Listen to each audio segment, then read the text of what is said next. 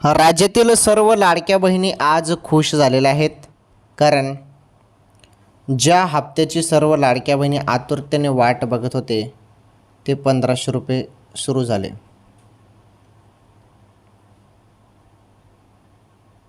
हो,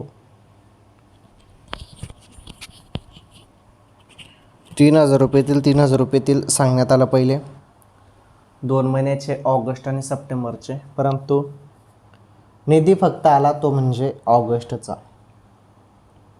आणि ऑगस्टचा निधी आल्यामुळे ऑगस्टचाच हप्ता लाडक्या बहिणींच्या खात्यामध्ये दिला जात आहे 1500 रुपये.